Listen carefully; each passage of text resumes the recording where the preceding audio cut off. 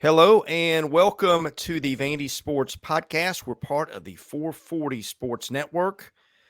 Billy Derrick and Luke Wyatt joining me today. We thank our sponsors, Wash House, the Murfreesboro Pure Milk Company, Sutherland and Belk, and the Maynard Nexon Government Contacts Group. Again, our podcast is part of the 440 Sports Network. Our news today is presented by the Wash House, which is also our presenting sponsor for basketball season. Are you dreading laundry day? Is it stealing time from the things that you truly enjoy? Let the laundry professionals at the Wash House take care of that for you with two convenient locations in the Nashville area. Just drop off your dirty laundry, and our professional attendants will give you back the one thing that you can't have enough of, which is your time. Within 24 hours, guys, you get your laundry back. It is folded. It is clean. It is fresh. It is better than what I do, I'm sure, around our place. And business is run by Steve Andrews, been a good friend of mine for 20 years, just one of the best human beings I know. The guy's got a conscience. He will work hard. He will make sure that he delivers his promise. So help out those who help our show and give our folks at the Wash House a look. Go to washhouseclean.com. Stop in today. Get your time back. All right, our topics today on the show, as well as this season's baseball content, are presented by the Murfreesboro Pure Milk Company, a family-owned third-generation milk and ice cream company located in Murfreesboro. They work with Mayfield, Nestle, and Haagen-Dazs also, but they mostly work with Purity. And let me tell you guys, I don't even know where to start with their moose tracks. If you've not had them, you are missing out on life. My kids have been making milkshakes from that lately. The turtle tracks are good too, but the milkshake flavor around the house of choice lately is the moose tracks. And you know what? Sometimes mom and dad don't know best. Sometimes kids know better. And that is their go-to flavor. And it's kind of becoming mine too. So again, help out those who help our show. And you can visit our sponsor at mpmci.com and learn more about what they do. Okay, our topics today, I guess we'll talk a little bit about takeaways from the first couple games. We'll talk about the depth chart. We'll talk about whatever you want to go to. But I guess the big thing that stood out to me, two things, is I've had a little bit more time to process things that I saw Saturday night. And you guys were on the post-game show. I was not. I had to write up. And to be honest, here's how the business of writing works. If you're trying to get something out quickly, you're writing during the game. So I'm writing probably in the third or fourth quarter about some takeaways and some things like that, right about the time Vanderbilt starts to play ball finally. So I think what I had written, I'm not going to say it was too harsh, but there were probably some positives in there that I didn't get to just by the timing of that. I'm trying to get that out before we go to the press conference and everything. And you can only write so fast. So, look, I still wasn't thrilled with what I saw against Alabama A&M. But I probably, once I saw how Vanderbilt put a bow on things the last quarter and a half or so, I felt a little better. You can say, well, it's Alabama A&M. I will say, well, part of my criticism is it was Alabama A&M, and they weren't dominating that game like they should. So at least I felt like they took care of business late in that one. Luke, your thoughts? Yeah, I mean, we talked about it in the post game, but first half was very disappointing in a lot of ways. You're up, I think, 19-3 or 19-10, whatever it was. And you come out the second half, and I felt like there was a renewed energy. Whether it was whatever Clark gave them at halftime, or they came to the realization that, just because it's Alabama A&M doesn't mean we don't have to play hard. Because I felt like that everything was kind of casual in the first half. Uh, After that first drive, when we played defense very vanilla, I felt like the defense played a little better, but the offense was hit and miss. And second half, second half was the way we expected the entire game to go, I think. Yeah, I think what was most impressive was, how they were able to turn it on in the second half. I mean, that first offensive possession, they got the ball in the hands of arguably their best playmaker in space, Jaden McGowan. And they went down the field and scored. But then you saw the lapse defensively where, B.J. Anderson, Jalen Mahoney are confused there on a deep ball, and Alabama A&M cuts it to 19-10. I think it was at that point. And at that point, you're saying, is this going to be a game? But quickly, next possession, Swan got back out there and Vanderbilt extended the lead. So that was probably nerve-wracking for a lot of Vanderbilt fans to sit there during that game and think to yourself, is this going to be like the Hawaii game? And so I think they showed a lot of what they're capable of. Obviously, A.J. Swan has to be more consistent. He knows that. Clark knows that. If they want to win against Wake Forest, and I'm sure we'll get into that. Defensively, they were better as a whole. I mean, really throughout the game. And yeah, it's Alabama A&M, but to look that much better after Hawaii, I think was encouraging as well. Now it'll get a little bit tougher against Wake Forest. You're not facing the Alabama A&M offense this weekend. So, but yeah, Chris, I thought defense was better, but offensively, they just have to be more consistent if especially if they want to go on the road and beat Wake Forest. Oh, Chris, I think you're muted. Yeah, that's the Oreo mute. Although he's not acting up at the moment, so there's that.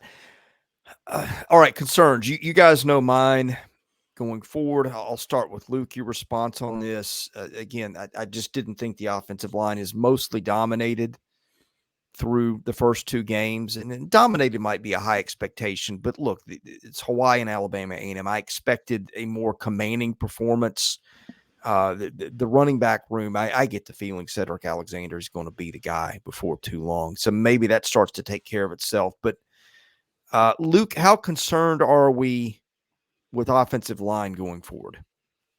Well, more concerned than I thought we'd be after two games. Main reason is because the health maybe of our right tackle. Is it Uzabi? I'm sorry, the pronunciation. I think it's Zebu. Yeah. I'm a little concerned with the health. There's been some talk about maybe we got a couple of guys that are out of shape, overweight. I don't see that. I'd much rather have a guy that's 350, 360 and can still move his feet, which Castillo and Hernandez still can move their feet. They just haven't executed. And a lot of that has to do with the competition. And I've talked about it before. Kids at Vanderbilt and at a lot of places think that they can just sometimes the ball gets rolled out there and you're going to win the game with a half, what effort. And that's not the case in college football. Everybody has players. Even Alabama A&M has players. You have to show up and play the entire 60 minutes. And I feel like that's what you'll see Saturday. Yeah, Junior Zebu is day-to-day right now, questionable. So is Leighton Nelson. He is day-to-day. So we'll see if either of those guys, Zebu or Nelson, are able to go Saturday. But, again, Ashmore, I think, looked better after Hawaii. There were a couple of guys that looked better. Grayson Morgan, I think he played a little bit against Hawaii, but he didn't start. He started against Alabama A&M, and Clark talked about Grayson Morgan stepping in, at a moment's notice and playing pretty well. He graded pretty well with the PFF chart. And then Gunnar Hansen, I thought, played a little bit better as well. But you're right, Luke. Castillo and Hernandez they've got to wake up a little bit, right? The middle of that line, they just have not been able to create many holes. I mean, even against an Alabama A&M. Now they ran the ball a lot better, I think, in the second half. But early on, you still saw some things that you saw against Hawaii. So if Vanderbilt can carry over what they were able to do in the second half against Alabama A&M, I think they're in good shape. Now, that's easier said than done, but the offensive line concerns, I think, were maybe eased a little bit, right? Clark said they were more cohesive, but again, you've got to be even more cohesive this week against Wake Forest. I want to ask you guys about one more thing. A.J. Swan has been criticized a lot for the RPO part of things and maybe decision making there. That's not something I've dug into a lot. Are they better off at this point, Luke, just maybe simplifying what they do and taking that out of it? I mean, because first of all, this is not Mike Wright, right? This is not a guy that's going to burn you for 100 yards rushing if you're not careful. By the way, he went 5 for 95 on Saturday for Mississippi State. But what do we think about that, starting with Luke? Well, I think the RPO, you can't completely take it out. I think trying it early in the game, see how we're doing, is fine. But as the game moves on, his decision making has to be better if they're going to keep running it. It's just, taking it out completely, I don't think that's the answer. But using it less is the answer. Yeah, and you're right, Luke. I think it's not as simple as he's got to make better decisions. I think the offensive line has to improve, the running backs have to improve as well, and the receivers have to improve in the blocking game. But at the end of the day, it is about your quarterback making those reads in that offense, right? And the timing, the rhythm. That's what the RPO is all about. And when you are able to have timing and rhythm in an RPO type of play, you see it, right? It's like, man, that worked, but they just haven't had that consistently. And so we'll see. I think maybe this is a week where they don't do as much, but it'll be interesting. I think that's a good question, Chris, and I think that's something to watch.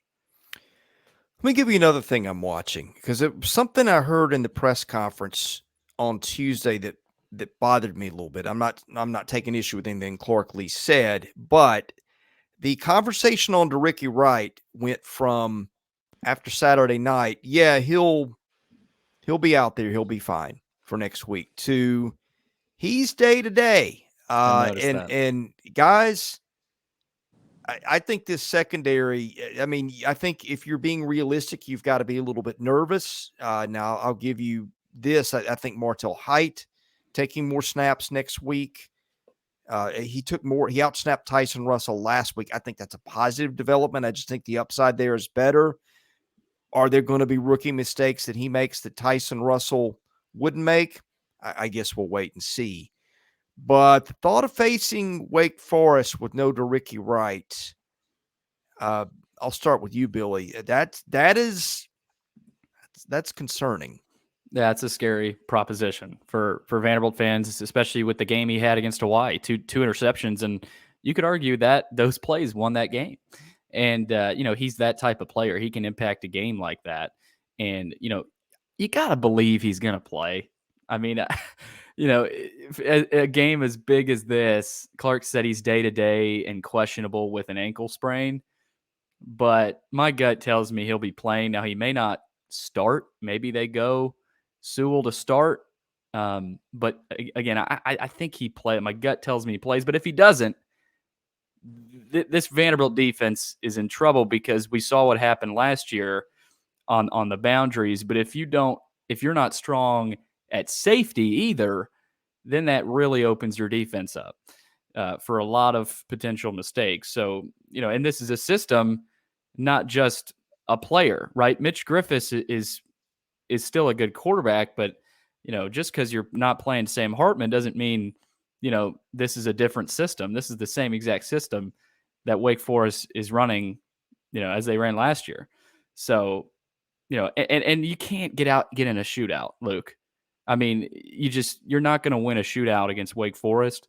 Now, maybe some things go your way, and maybe you do win a game 42-35, but I don't see Vanderbilt winning a shootout.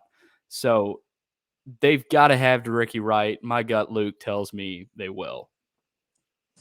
Well, I think Ricky will play. The decision Clark has to make is it better to start him or wait and see how the flow of the game goes and see if you need him?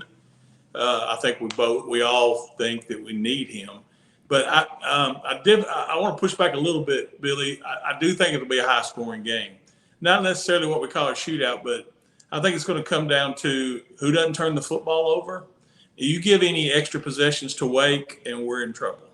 And the same thing, I think, with them. If they give us the ball in their territory, we're going to capitalize as well. So that's the reason why I do think the game will get in at least to the high 30s for the winner. Clark knows this offense as well as anybody. That doesn't mean they're going to do a better job than they did last year.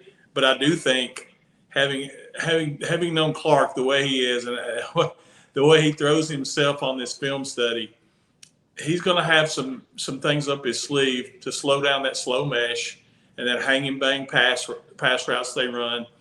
But it comes down to the execution of the players.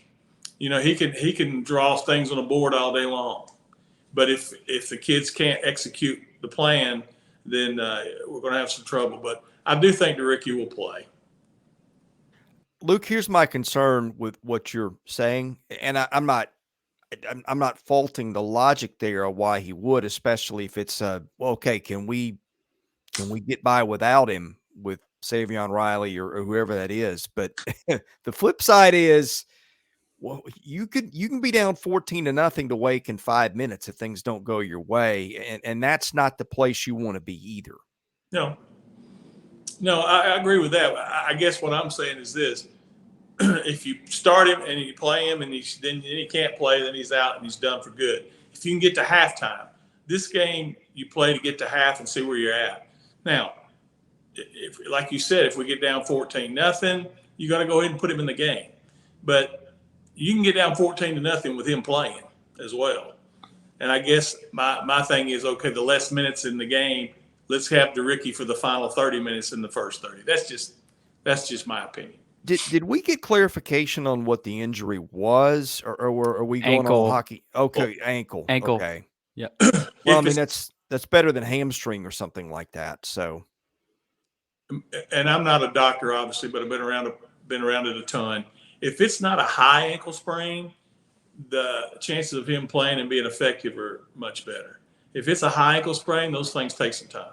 Well, and I'll say this, Clark also talked about this week that they don't, this isn't a situation where you have to have Ricky practice a couple days, right? Because he has the experience. He could go this week without practicing, but still be ready to play. So I think that's another thing to watch, just because he, like tomorrow, Chris, Thursday, if Ricky doesn't go, I don't know that necessarily means he's not playing. Right. So I think that's something to watch too. DeRicky Wright's an experienced guy. He's mature. He's smart enough to know, whether he can go or not as well. So I think that's something to keep an eye on as well. Yeah. And to your point, Billy, how many days were you at fall camp where he didn't participate at all? I mean, it was more majority. than not. So he's kind of gotten used to this. Okay, I'll rest up and not play. And lo and behold, he shows up against Hawaii and is all world. So there's that. All right, guys, one thing we've not gotten into that I think has probably been Vanderbilt's best attribute this season is special teams play. Ryan Longwell blocked one punt, maybe two. I mean, in the press box, they gave it to Langston Patterson. I think that's what we thought. I think there were some rumblings later that Longwell got it. I've not gone back and watched the replay of that second one. Still not quite sure what they've got in the kicking game, but they haven't missed a kick yet either. So there's that. And you've got Matt Hayball, who's been pretty good and is about that close on several punts from being a whole lot better if they can down those balls at the one. Is special teams, and I'll start with you, Billy, is that a place where Vanderbilt has got a decisive advantage in this one? And I say that not really knowing what Wake has got. Yeah, I don't really know a whole lot about Wake has, but what we do know is what Vanderbilt has, and what Justin Lustig has done with that unit is remarkable. They ranked 117th in special teams prior to his arrival, and they were 127th during his first season. In 2022, they jumped to 44th in the nation, and they'll probably be borderline top 25 this year. I mean, that's how that's how good they've been in just 2 games. I know it's a small sample size, but they rank 10th in the nation according to ESPN's FPI, and they've got an efficiency grade of 97, almost 97.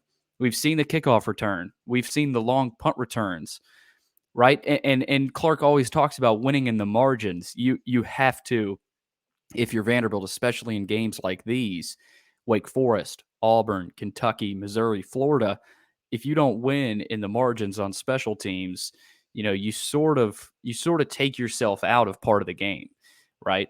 And so I think my gut tells me they've got a better unit than Wake Forest, but we haven't talked a ton about Matt Hayball, but that's probably a good thing. I mean, Matt Hayball continues to impress. I think you said he had a 62, Luke, against A&M. So, if they can continue this, this is a good sign. I mean, Longwell, a freshman, right, gets a block in his second game ever.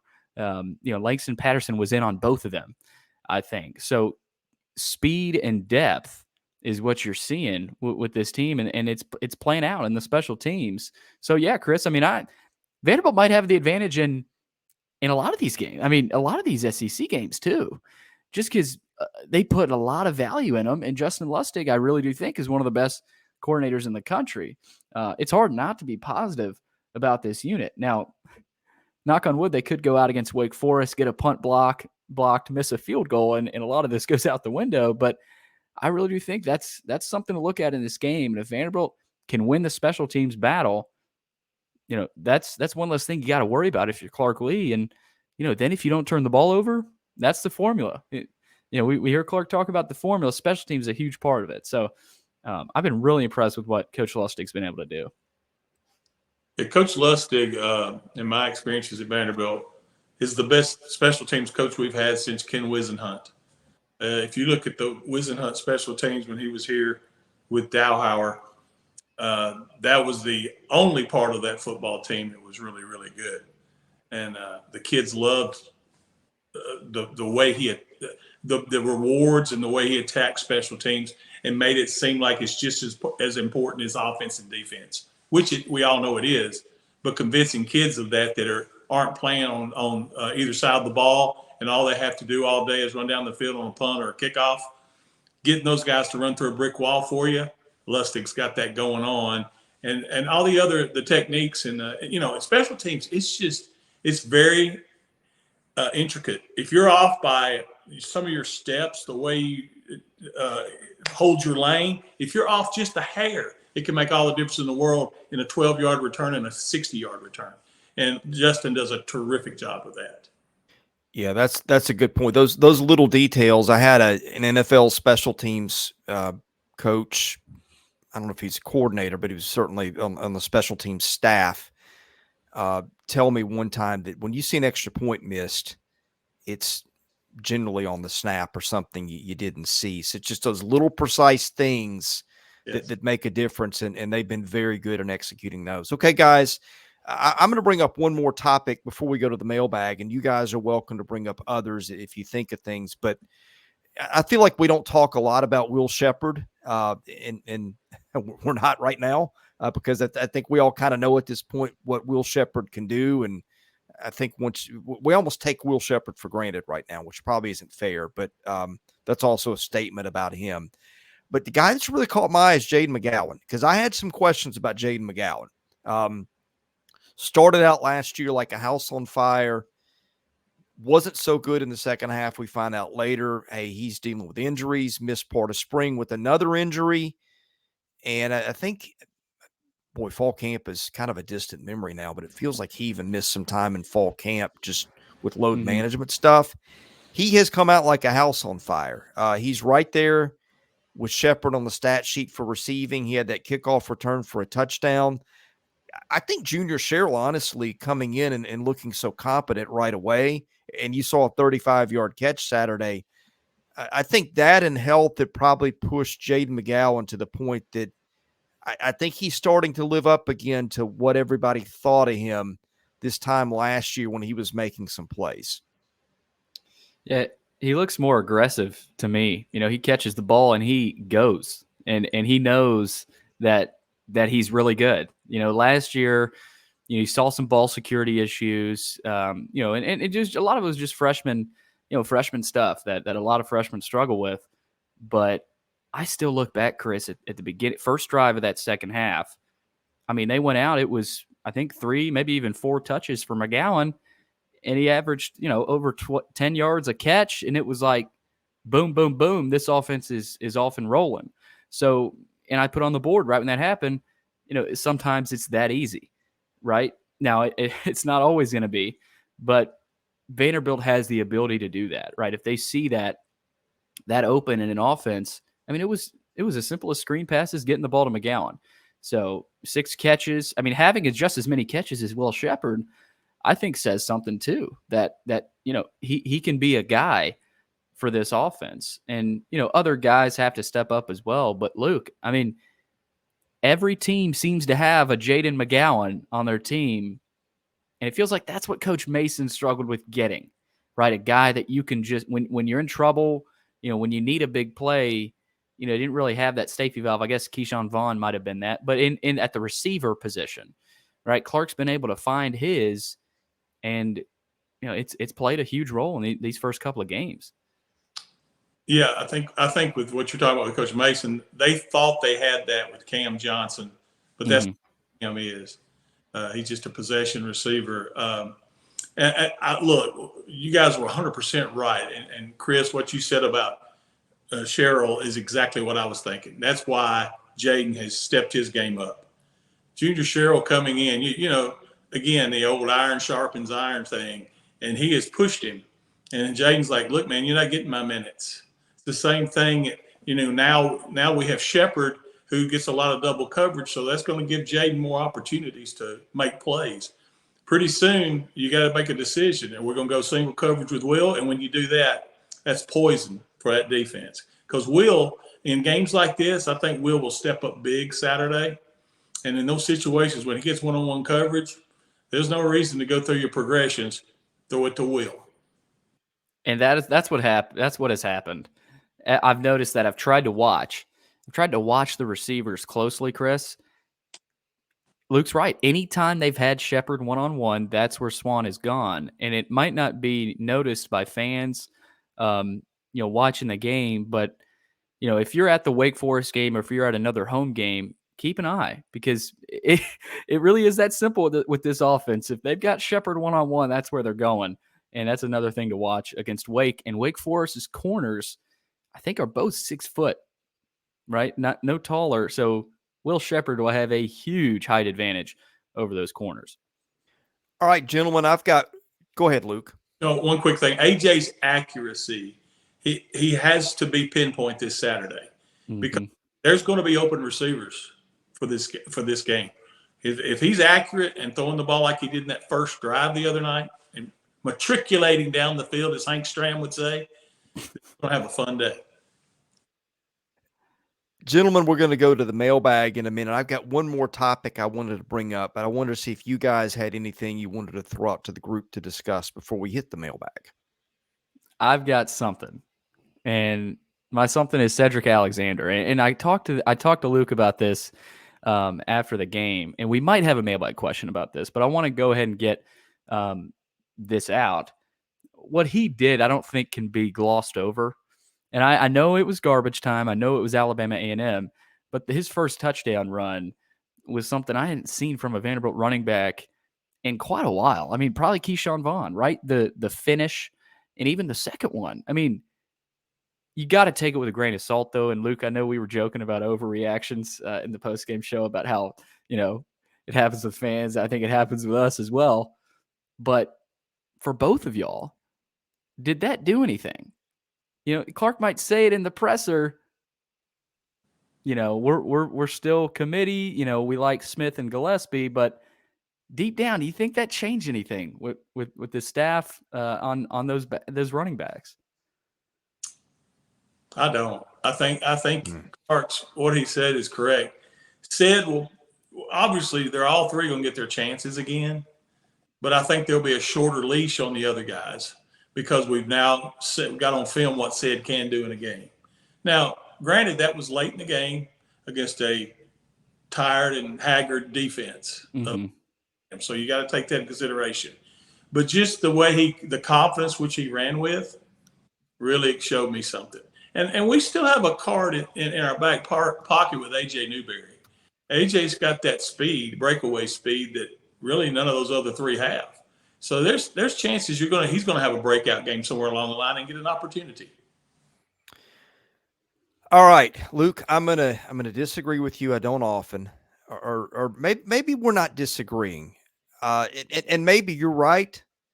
Maybe it doesn't change anything, but I'm gonna argue it should change something, because you guys know I was the one in this conversation that after fall camp, I just wasn't buying that we've got a better running back room. It's the line that blocked for Ray Davis last year, that's the thing they should be talking about, that the line that blocked for 1,000-yard rusher is back, even if the rusher himself is at Kentucky. Okay, I'm going to give you some things. First of all, we put Pro Football Focus grades up on our site, and Pro Football Focus is not God, but they do something nobody else does. And so at least they're willing to make a go at it where else nobody else is. Sedrick Alexander, I think, had 24 snaps, was the highest graded player on offense for Vanderbilt last week. So again, some of it posted in garbage time, but this is also the kid that looked the best in their spring game too. That would be Exhibit A. Exhibit B, I will give you yards per carry so far. Sedrick Alexander, 14 attempts, 6.4 per carry. Patrick Smith, 17 attempts, 4.7. Chase Gillespie, 11 for 3.5. But you say, that's just a small sample size. It's this year. Last year, here's what those guys did. Patrick Smith, 2.7 per carry. Chase Gillespie, 4.4.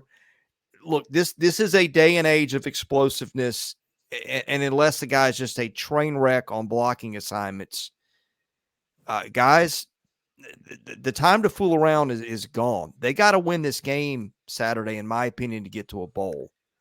To me, unless there's a really good reason that I'm not seeing not to, I think Sedrick Alexander needs to be the guy going forward. And I think hesitation on that in this one, I just don't want us to be sitting here Monday going, well, if Alexander got more carries, maybe that's the difference in a field goal win and a field goal loss. I'm not buying in to the first two guys on the depth chart based on what I've seen. Now, look, a lot of that is offensive line, but to me, that goes even more. If your offensive line isn't blocking, you need a guy who can break some runs, and clearly he's the best of those three options.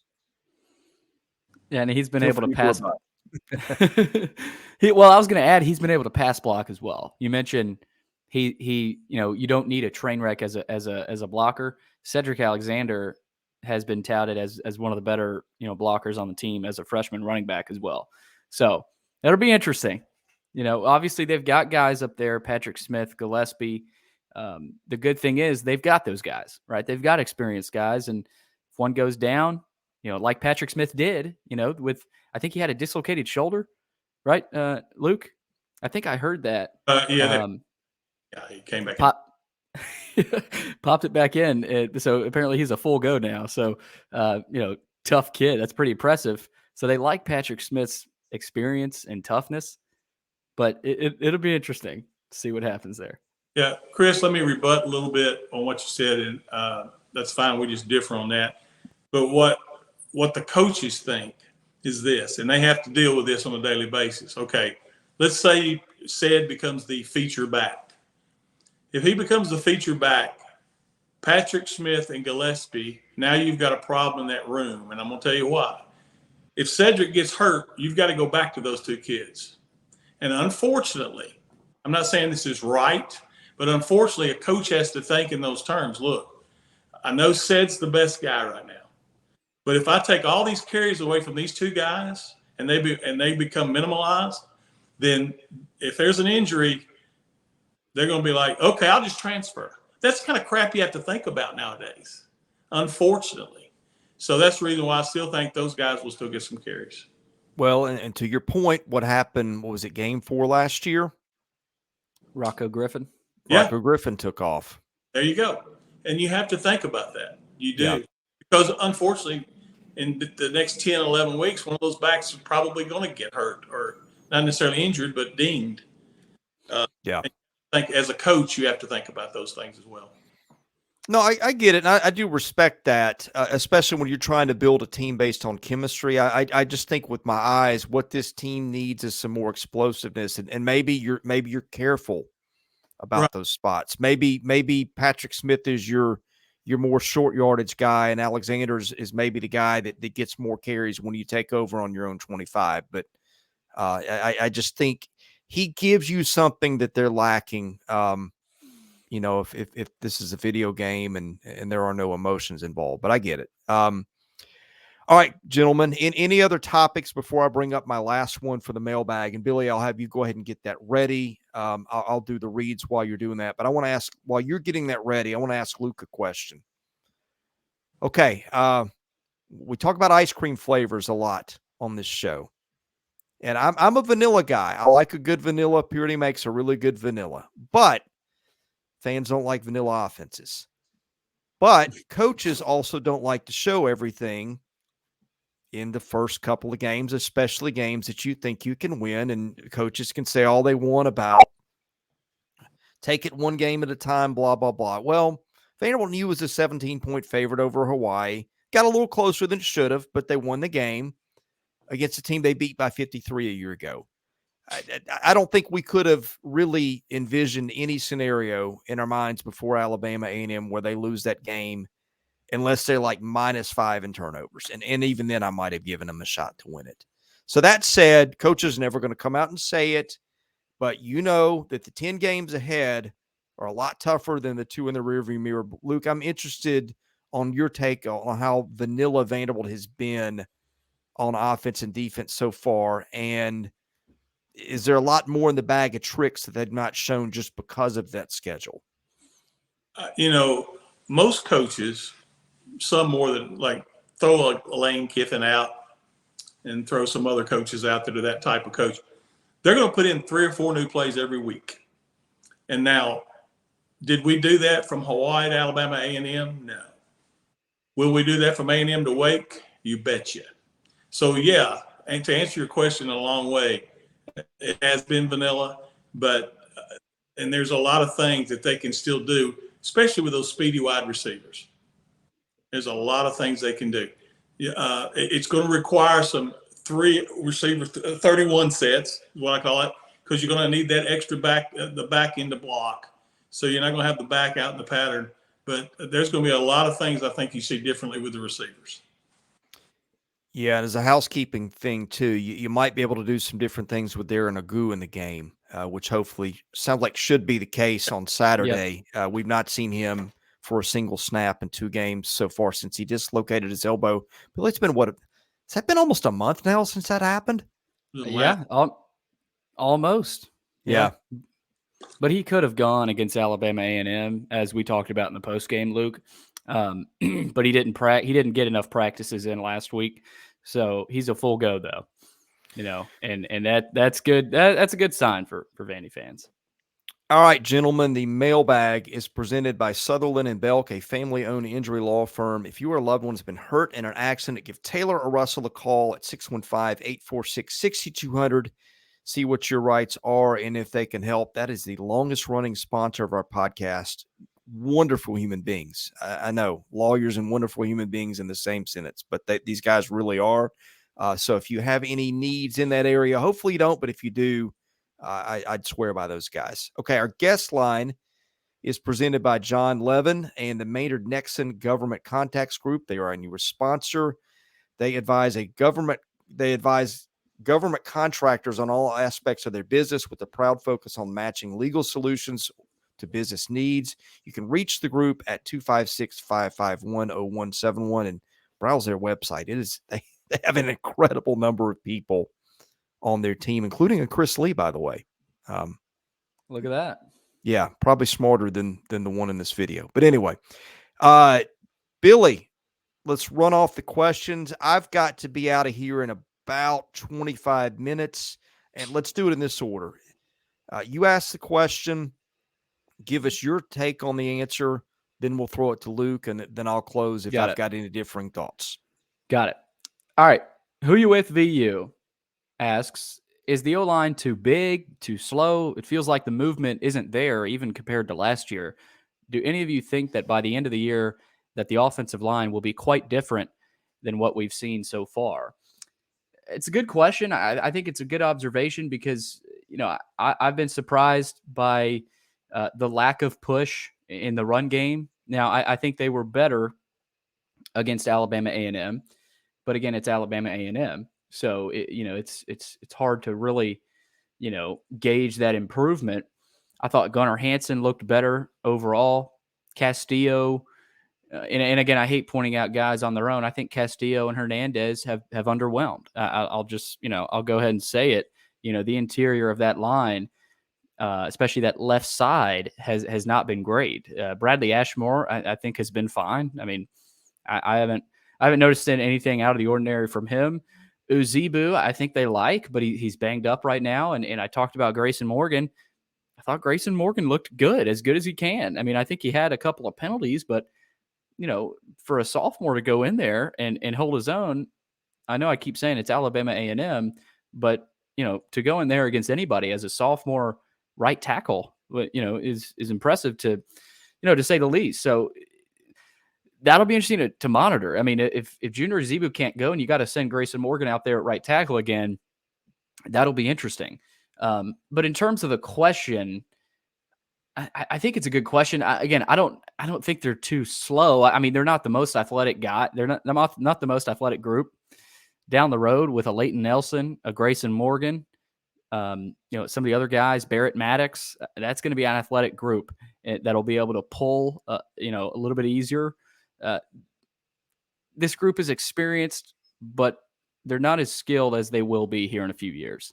And that's obvious. I don't think they're too big. I don't know what you guys think there, but I don't know how different it'll be by the end of the season. I think Morgan, if he keeps playing well, he might overtake that right tackle spot. But with the other spots, I think they would likely stay the same if they all stay healthy. Well, there's I think 10 guys played Saturday, maybe more than that. And I think that's what you'll see throughout the rest of the year because of how the offensive line gets those dings and gets injuries. And, you got 2 or 3 guys out 1 week. So you're going to have 8 or 9 guys play. I think Kevo Wesley did a pretty good job. I isolated on him a couple of times. I don't know what his grade was, but I think he's another guy that you can depend on. So I think as far as changing, no, it's going to be those same guys primarily if they stay healthy, but you're going to play 8 to 9 guys every game. I'm looking at Pro Football Focus grades from Saturday. The line actually graded pretty well.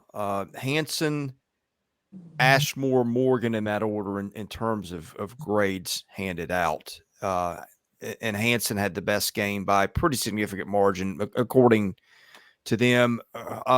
Hernandez was the worst. Castillo was in between, and neither of those guys graded poorly. But yeah, I'm disappointed, guys. I mean, for a group that brands itself as greasers, and I'm not taking shots at anybody here, but you go into the season thinking 4 or 5 guys returning. They're your center, left tackle that they think can play in the league, right tackle who started for parts of 4 years, or right guard. Castillo's been pretty good at times. I mean, you got all this experience, all this continuity. You're starting to build a little depth with second-year guys. And again, maybe it's just playing to the level of competition, but when that's part of your identity, you come out, you kind of underwhelm against Hawaii and Alabama A&M. I'm sorry, I'm going to have some concerns. And again, maybe we can explain them away at the end of the year and just say these were guys playing down to the level of competition. But so far, all we got is 2 games of a track record, and that's what we go on. Yeah, at the end of this question, he said, also, what is Herb Hand doing these days? Central Florida. Central Florida, one of the better O-line coaches Vanderbilt's ever had. Did you see how many points those guys put up? Probably a lot. They put up 735 yards on, goodness, who was it? 60-something points. Some of the offensive outputs, Luke and I talked about this, were ridiculous. Yeah. Oh, Kent State, I think it was, which plays Georgia. I think that's it. Kent State's probably the worst team in the FCS. Yeah, they just lost FBS players. Kent State lost like 40 players to the portal. I think they had 1 returning starter. I think that's who they beat. I could be wrong, but Central Florida just put up some video game numbers on them. And remember, this is the era of the shortened game with the clock. Right, shortened in parentheses. Yeah, they just make it up in commercials. That's it. You're right. All right. VU Matt 23. He asked about Sedrick Alexander. We talked about that. So go back. I'm sure. Hopefully Matt ended up listening to that. Nash Native 615. What is the floor for showing improvement 1 year later in this matchup? It's a good question. I mean, the floor, I guess, would be, I don't know. It's hard to say because last year Vanderbilt shot themselves in the foot. Vanderbilt was down 3-0 after the first quarter.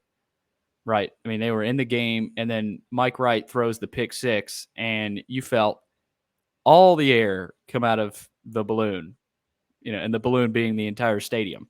It was one of those plays early in a game where you watch it live and you go, I don't know why, but this game is over. Right. Vanderbilt just felt that way. You can't have that. And I think there's reason to believe you won't. Now, I know AJ threw an interception against Alabama A&M, but it's a different offense. This is a different style of quarterback. So I'm not even going to try to predict the floor for showing improvement 1 year later. But, this is a game. You talk about proof of concept.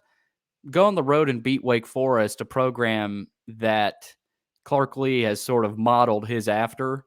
You go beat them in year 3 of the growth of your program. That might not be a statement nationally, but in Nashville with this program, I think that'd be a statement.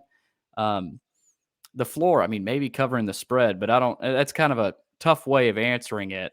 I go win. I mean, I think if you win this game, you're sending a message to the rest of the league saying, we're not just going to bow down, especially on the road. I don't know how else you guys would answer that. What's the floor for showing improvement 1 year later? Yeah, Luke, your turn.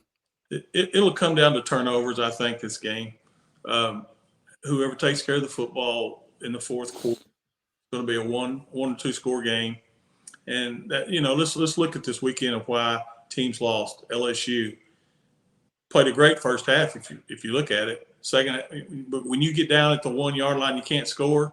Look how Clemson lost to Duke. It's turnovers and not capitalizing. Get a field goal block. First to go at the 1, you don't score. Those type of things we can't have happen. We can't be talking about that in the post game. That's not we can't be talking about that. If we are, then we're losing. Billy, I'm going to give a little different take on the game last year, and I said this going in, and it's how it played out. I know a lot of people had circled the Wake game is maybe the upset that they could break through. I just did not think roster-wise they were there yet, and they weren't. I thought Wake is a team that has had a history. It's got a star quarterback. It's got A.T. Perry. It's got an identity.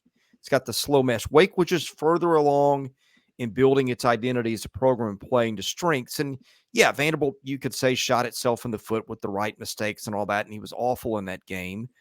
But at the same time, let's back out at the 30,000-foot level. Which team would you expect to show up in that spot, and which team would you not expect to show up in that spot? And that's how it played out. Wake was just better as a program that day, and it was at season's end, even with the upsets that Vanderbilt pulled late. Now, might it have been a little different, more competitive game had they played later in the season? Yeah, I still think Wake would have won. I think you flash forward. I think the way you approach it objectively, if they beat the spread, I guess they've beaten expectations, and that's anywhere from 10.5 to 13 points, I guess, maybe depending on who you listen to.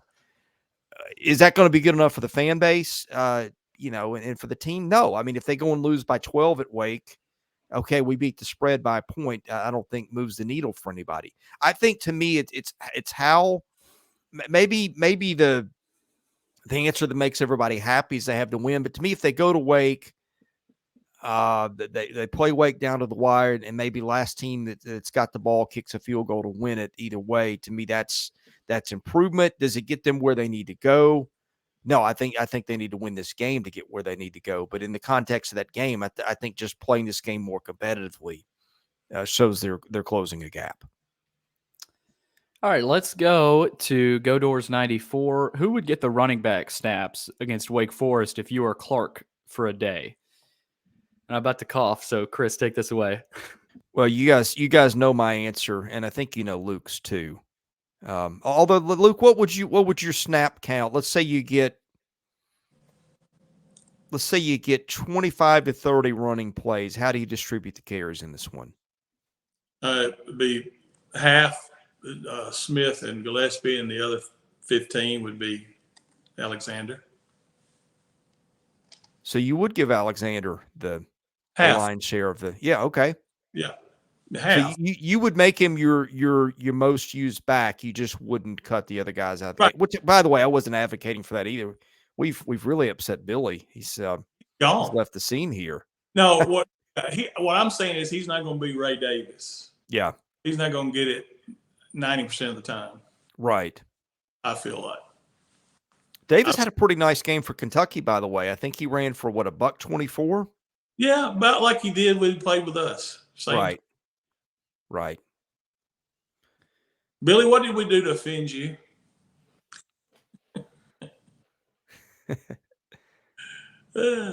We can't hear you. I think you've got it on mute. Had to go grab a water. That was ugly. Sorry, That was guys. rough. Did you guys answer that question? We did. We're done.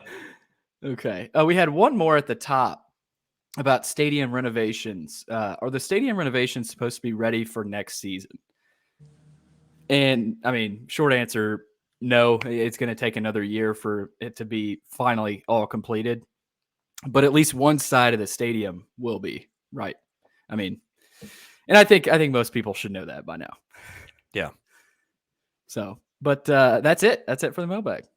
And by the way, if you've not been to the stadium, it's it doesn't look bad. You've got equipment in the ends and everything, but it's organized. It's put away. The girders are going up, or whatever, the beams. I don't know the construction term for it, on that formerly open end zone where they're building the basketball building. So every week you go to a game, you can see where they're making some progress, which is kind of neat to look at every time you walk in over there. Which this weekend we're playing in a stadium that's basically the same size. It only holds 30,000 at Wake. So yeah, and I was thinking about the same thing, Luke. It'll be interesting for these players, and Clark has been there. He coached at Wake. These players are going to get a chance to play in a stadium that, let's face it, will look very similar to theirs in a couple of years. I mean, what Wake has done is really impressive. It's nice, it's smaller, it's comfortable. They've got chairbacks throughout the entire stadium, I want to say. Maybe there's select, not general admission, but, cheaper tickets where there aren't chairbacks. But I'm interested to, Joey and I are going. I'm interested to just see how it looks, because that's what Vanderbilt Stadium, I think they look at that and go, we'd like to have that. So I think that's an interesting aspect to this, especially for fans watching for this 10 a.m. Central Time kickoff. All right, gentlemen, parting thoughts, any topics or things worth the mention that we didn't get into today? I'll go Billy, Luke, and then me. Yeah, I got a chance, Chris, to watch SEC Inside, the feature that, SEC Network puts out. And it was some really good access, inside the locker room with this program. And after the Alabama A&M game, they showed a little tidbit of what Clark said. And, he talked a little bit about the game, but the focus was immediately on to Wake. He said, for you guys that were on the team last year, this stung, basically just said, it's time. It's time for this team, to play Vanderbilt football and go on the road and beat Wake Forest and make a statement. And you'll have Darren Agoo back. AJ Swan, though, it's time for him, right? It's time for him to show himself to the country. And this sort of reminds me of going on the road against NIU, right? I think this team likes going on the road. I think Swan, there's certain players in this team that, they've got that chip on their shoulder. So I'm interested, Chris, because there are still a lot of unknowns with this team, right? We talked about offensively how they've been vanilla. Well, that'll change, as you said, Luke. So I'm excited. I'm excited to be up there for it. But Vanderbilt fans, I know, are nervous, and they should be, because that's a good sign, right? You've got something to be nervous for, and it hasn't always been that way. Well, I'll say this. I think, and I'm I was joking with you, Billy, the other night that I need to go to Vegas. I've been so close on the first two. No turnovers. Or if the turnovers are even, then Vanderbilt will win the game. But if we give them short field and that type of thing, we'll lose by 10 to 14 points. All right, here's my final thought, gentlemen. Most important game for Vanderbilt since the 2018 Texas Bowl. I guess they actually played that in 2019. But I don't see any way around it. You could go back and say, well, Tennessee a year ago, and maybe so. I just didn't think they had a realistic chance in that one if Tennessee showed up. You saw how that played out. So that might be a lot of pressure to put on a team, but at some point in your rebuild, you've got to face one of those moments.